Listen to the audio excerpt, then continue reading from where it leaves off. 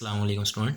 हमने पिछले लेक्चर में डिस्कस किया था सीरीज़ और एब्सोल्यूट कन्वर्जेंस और क्या था कंडीशनली कन्वर्जेंस। अब हम कुछ टेस्ट करेंगे, test for absolute convergence, test of absolute convergence. First test है limit comparison test. Limit comparison test. Suppose that xn and yn are non zero real sequences. हमारे पास कोई xn और yn रियल सीक्वेंसेस हैं and suppose that the following limit exist. और हम suppose करते हैं कि xn और yn जो है वो उसकी लिमिट एग्जिस्ट करती है, कोई r हमें नंबर मिलता है। अब देखिए दो कंडीशंस हैं यहाँ। हमने दो सीक्वेंसेस ली, suppose that xn and yn are non zero sequences and suppose that the following limit exist. ये लिमिट एग्जिस्ट करती है। अब देखिए r हमने जनरल लिखा, अगर r ज़ीरो के इक्वल नहीं है, अगर r कोई नंबर होगा, वो रियल नंबर होगा, वो ज़ीरो के इक्वल नहीं है, then the series xn is absolutely convergent if and only if series yn is absolutely convergent। अगर ये लिमिट एग्जिस्ट करती है और जो r की वैल्यू है वो ज़ीरो के इक्वल नहीं है, जो वैल्यू आएगी वो ज़ीरो के इक्वल नहीं होगी, तब xn जो है वो एब्सोल्युटली कन्वर्ज करेगी if and only if yn is absolutely convergent. अगर y एब्सोल्युटली कन्वर्जेंट है तो xn सीरीज़ भी एब्सोल्युटली कन्वर्जेंट होगी। अगर xn एब्सोल्युटली कन्वर्जेंट है तो yn भी एब्सोल्युटली कन्वर्जेंट होगी। अगर r ज़ीरो के इक्वल है, अगर हम लिमिट अप्लाई करें तो हमें जो वैल्यू मिले वो ज़ीरो मिले। फिर if yn is absolutely convergent then xn is absolutely convergent। फिर अगर yn कन्वर्जेंट होगी तो तब xn कन्वर्जेंट होगी। पहले में इफ़ एंड ओनली इफ़ की कंडीशन है और बी में इफ़ एंड ओनली इफ़ की कंडीशन नहीं है। बी में है if series yn is absolutely convergent then series xn is absolutely convergent. अब हम इस पे एक एग्जांपल डिस्कस करते हैं।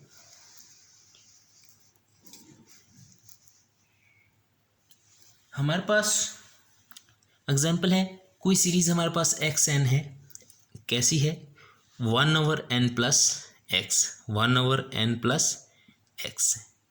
तो यहाँ से xn के इसके इक्वल होगा 1/n प्लस एक्स के। हम कोई सीरीज, हमने xn ले ली सीक्वेंस, अब हम एक सीक्वेंस yn हमें चाहिए। yn हम कैसे लेंगे, इसी में से हम yn कंस्ट्रक्ट करेंगे। अब देखेंगे कि n की जो हाईएस्ट पावर है उसके लिहाज से हम yn कंस्ट्रक्ट करेंगे। अब n की पावर क्या है, यहाँ पे 1 है, तो मैं yn ऐसे लेता हूँ 1/n। अगर इधर n स्क्वायर होती तो मैं yn की वैल्यू लेता 1/n स्क्वायर। अब yn मैंने कंस्ट्रक्ट कर लिया। अब क्या होना चाहिए, हमने तो रेशियो देखनी है xn/yn, तो xn/yn क्या हो जाएगी, n/n प्लस एक्स। तो जब मैं n कॉमन लूँगा तो n यहाँ से भी कॉमन लूँगा तो n कैंसिल हो जाएंगे, तो क्या बचेगा 1/1 प्लस x/n। तो ये चीज़ हमारे पास आ जाएगी। जब हम इस पर लिमिट अप्लाई करेंगे, जब इस पे लिमिट अप्लाई करेंगे तो क्या हो जाएगा 1/1 प्लस x/इंफिनिटी, और x/इंफिनिटी क्या होती है 0, तो 1/1 प्लस 0 तो इज इक्वल टू 1 आ गया। अब r हमारे पास जो है उसकी वैल्यू 1 आ गई है, 0 नहीं है। अगर 0 नहीं है 1 है तो हमने कहा था कि xn is absolutely convergent if and only if yn convergent. तो अब हम yn को देखते हैं।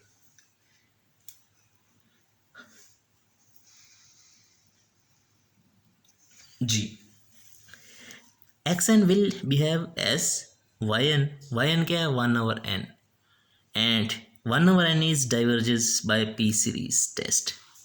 और हमें पता है कि जो 1/n है वो एब्सोल्युटली कन्वर्ज नहीं करती, वो डाइवर्ज करती है, वो डाइवर्ज करती है.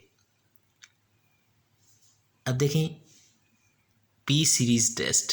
पी सीरीज टेस्ट क्या था? अगर कोई 1/n की पावर p है, वो कन्वर्ज करेगा इफ p ग्रेटर 1 और डाइवर्ज करेगा इफ p लेसर इक्वल 1. अगर p लेसर इक्वल टू 1 है तो वो सीरीज डाइवर्ज करेगी. अगर p ग्रेटर 1 है तो वो सीरीज कन्वर्ज करेगी. अब देखें n की जो पावर है वो 1 है. अगर n की पावर 1 है तो p इज इक्वल टू 1 मतलब क्या है? डाइवर्ज करती है. तो वाई एन डाइवर्ज करती है एंड सो जो हमारी सीरीज है एक्स एन इज डाइवर्जेंट. वो भी कन्वर्ज नहीं करेगी क्योंकि इफ़ एंड ओनली इफ़ की कंडीशन है. अगर वाई एन कन्वर्ज करती तो एक्स एन भी कन्वर्ज करती. अब एक और एग्जांपल देखते हैं हम. सीरीज हमारे पास एक्स एन है, इक्वल है 1/n² plus n. X N हमारे पास हो जाएगा 1/n² प्लस n. हम कंस्ट्रक्ट करेंगे वाई एन. वाई एन हमने कैसे कंस्ट्रक्ट करना है कि n की हाईएस्ट पावर के लिहाज से. तो हाईएस्ट पावर क्या है? n² है. तो मैं वाई एन 1/n² ले लेता हूँ. अब इनकी रेशो और लिमिट अप्लाई करता हूँ तो एक्स एन और वाई एन क्या हो जाएगा? n² plus n. जब n² कॉमन लूँगा तो n² कट जाएगा तो क्या हो जाएगा? 1/1 प्लस 1/n. जब मैं यहाँ n approaches to infinity apply करूँगा तो ये 1 हो जाएगा. अब यहाँ भी r की वैल्यू 1 है, 0 नहीं है. So y n is convergent by p series. अब देखें वाई एन जो हमारे पास है n की पावर 2 है, 1 से ग्रेटर है. अगर 1 से p की पावर ग्रेटर हो तो हम कहते हैं वो कन्वर्जेंट. अब यहाँ वाई एन कन्वर्ज कर रही है by p series test. So x n is convergent. तो एक्स एन भी कन्वर्ज करेगी. अब हम नेक्स्ट रूट टेस्ट देखते हैं. रूट टेस्ट क्या है? Let x n be a sequence in R. Suppose क्या है? एक्स एन की पावर 1/n और वो कन्वर्ज कर रहा है एल को, किसी नंबर को कन्वर्ज कर रहा है. यहाँ पे अगर एल की वैल्यू लेसर 1 है then series is converges absolutely. अगर एल की वैल्यू लेसर 1 आ जाए तो ये एब्सोल्युटली कन्वर्जेंट है. अगर एल की वैल्यू ग्रेटर 1 आ जाए तो ये डाइवर्ज करता है. अगर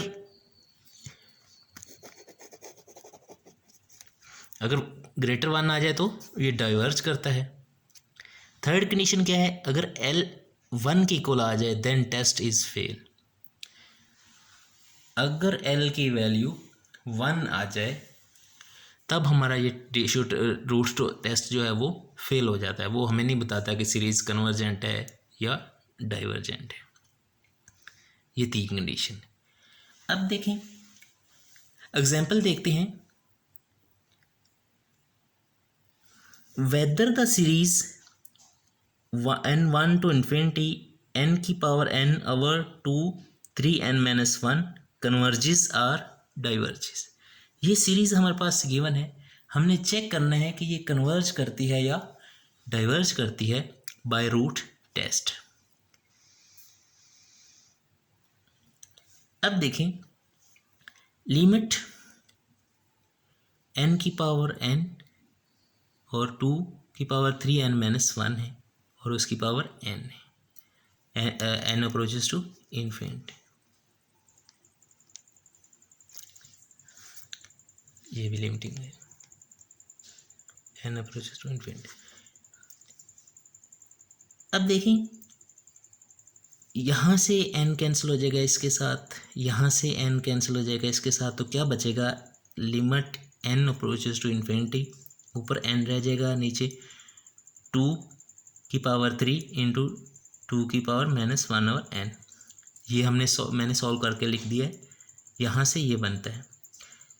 अब ये देखें, ये माइनस किया है, ये ऊपर चली जाएगी तो क्या हो जाएगी, plus 2⁻1/n, n into 2⁻1/n और 8। हमने लिमिट को अलग-अलग कर दिया, लिमिट की प्रॉपर्टी है, तो limit n/8 into limit 2⁻1/n।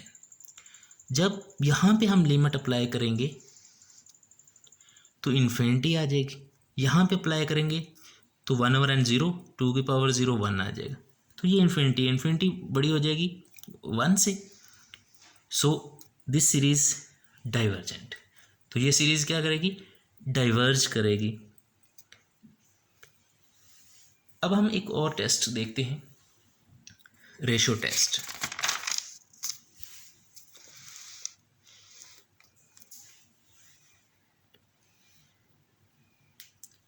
Ratio test, the series xn of positive terms, हमारे पास कोई xn है, पॉजिटिव टर्म्स की सीरीज है xn, if limit n approaches to infinity xn plus 1 over xn lesser 1 आ जाए, देन द सीरीज कन्वर्जेंट। अगर greater 1 आ जाए इसकी लिमिटिंग वैल्यू तो सीरीज डाइवर्जेंट। अगर 1 के इक्वल आ जाए तो सीरीज का हमें नहीं पता कि वो कन्वर्ज करेगी या डाइवर्ज करेगी, वो ये टेस्ट भी फेल हो जाता है 1 पे। अब एग्जाम्पल डिस्कस करते हैं। एग्जाम्पल हमारे पास क्या है कि हमारे पास एक सीरीज है n1 to infinity n-1 factorial और n+1 का स्क्वायर कन्वर्जिस आर नॉट, ये कन्वर्ज करती है या नहीं करती। अब हमारा रेशो टेस्ट हमने यूज़ करना है, तो an है हमारे पास, हाँ an+1 हमने फाइंड करना है, तो यहाँ पे n के साथ हम 1 ऐड कर देंगे, नीचे भी 1 ऐड कर देंगे, तो ये क्या बन जाएगा, n-1 + 1 फैक्टोरियल n+1 + 1 का होल स्क्वायर। तो ये 1 से कैंसिल, n फैक्टोरियल हो जाएगा, ये n+2 का स्क्वायर हो जाएगा। अब हम लिखते हैं n+1 ओवर an, ये हमारे पास an+1 है और ये हमारे पास an है। अब इसको ओपन करेंगे तो n-1 का फैक्टोरियल हो जाएगा, ये इससे कैंसिल हो जाएगा, तो रह जाएगा n+1 का स्क्वायर ओवर n+2 का स्क्वायर इंटू n ये वाला और ये n+1 होल स्क्वायर और नीचे n+2 का होल स्क्वायर, ये चीज़ आ गई। अब हम इसके स्क्वायर्स को ओपन करेंगे,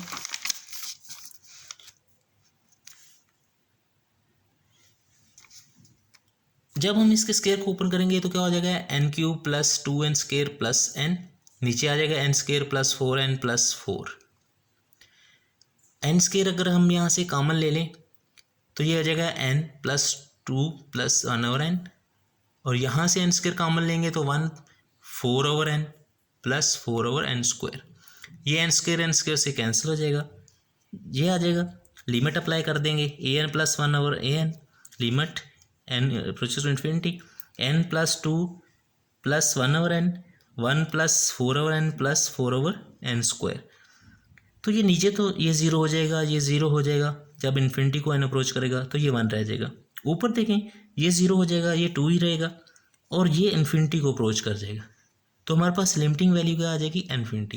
इन्फिनिटी बड़ी है 1 से, हमने कहा था कि अगर इसकी लिमिटिंग वैल्यू 1 से बड़ी हो तो सीरीज़ डाइवर्ज करेगी, तो सीरीज़ डाइवर्ज करेगी। अगर 1 की इक्वल होती तो हमें सीरीज़ के बारे में ये टेस्ट कुछ नहीं बताता, फेल हो जाता।